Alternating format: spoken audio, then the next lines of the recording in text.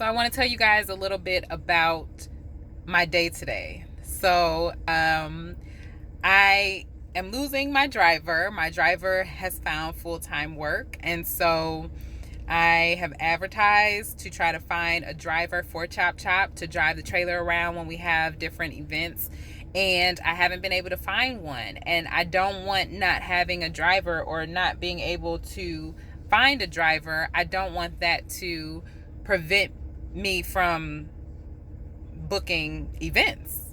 So I have to take it upon myself to learn how to drive the trailer and feel comfortable enough that when we have events or we're booked and I don't have a driver, that I'm not just going to give up, or I'm not going to lose business because I can't find anybody to drive the trailer. At the end of the day, this is my business. Chop Chop was created and founded by me. I'm responsible for the operations of this business. And so that means if I have to get down and dirty and I have to drive the trailer or do anything else, I'm going to do it. And so it has scared me. I've driven the trailer before, okay? When we went to Houston for an event for the Beards in Love tour, I drove part of the way while my driver slept. But driving and going in a straight line, right? We're just on the interstate going straight. That's no problem.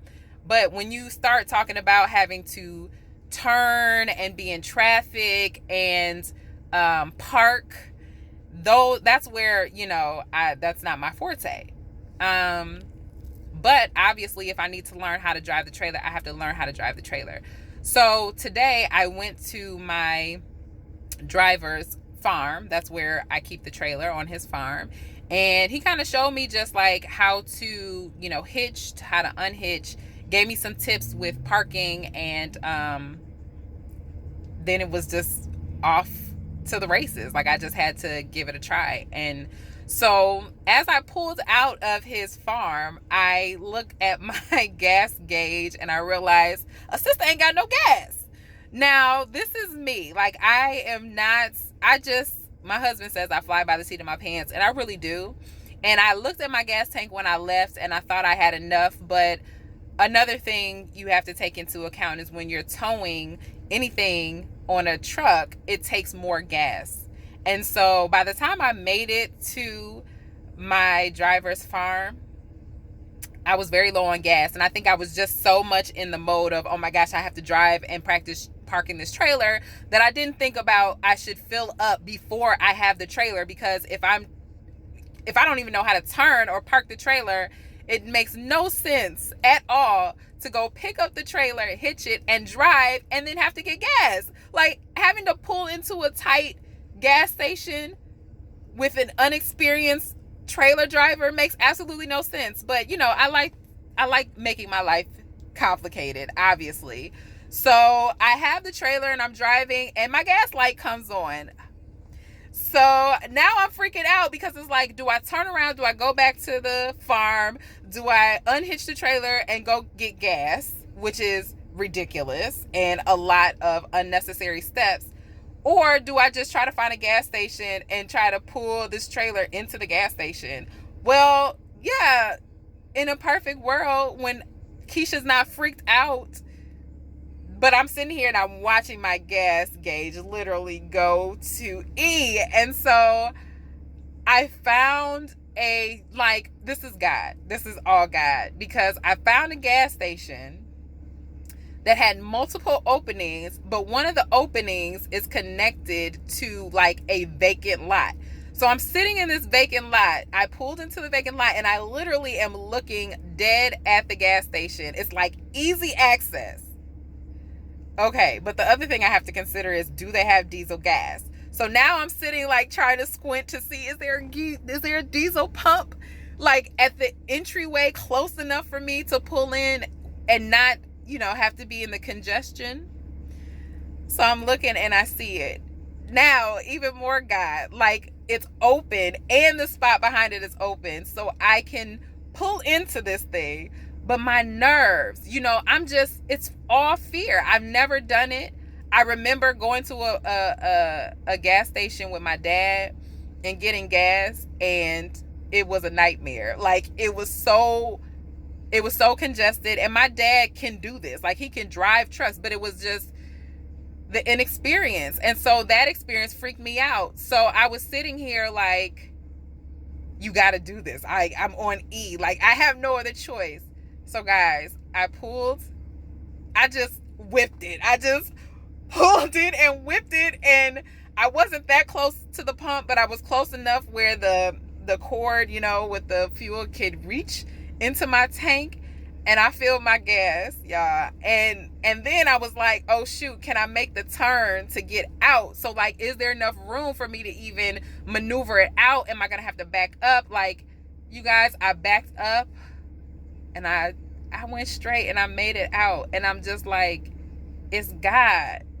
But beyond God, we all have fears. And I'm sorry, I'm getting emotional because this was scary to me, guys. Sorry, a lady is coming up to me right now.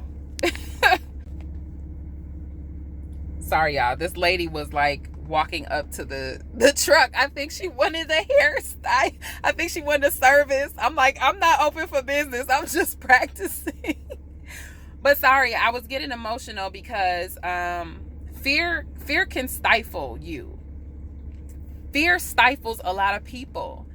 And a lot of people think that I'm not, that I'm just naturally confident, or that I don't know. Like, I know I present myself in a way that I'm confident, and that's a tactic. But I've worked very hard. I test myself. You guys, like I throw myself out there.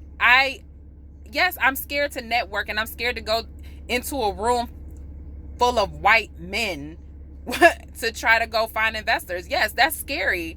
But I throw myself into the water, and I force myself to swim. And this is the same situation, but I really was very nervous about this. I was very nervous about driving this trailer, you guys. But I forced myself to do it, and I'm so glad I did. And I wanted to turn around. I wanted to go back to the farm and park and just be done and say, you know what, another day. But I said, look, Keisha, you're here. It's your opportunity. It's here. Do it. And I did it. And I'm just emotional because that's what life is about. Life is about taking chances. It's about when opportunity is available, you do it. And whatever happens, you guys, you have to trust yourself enough.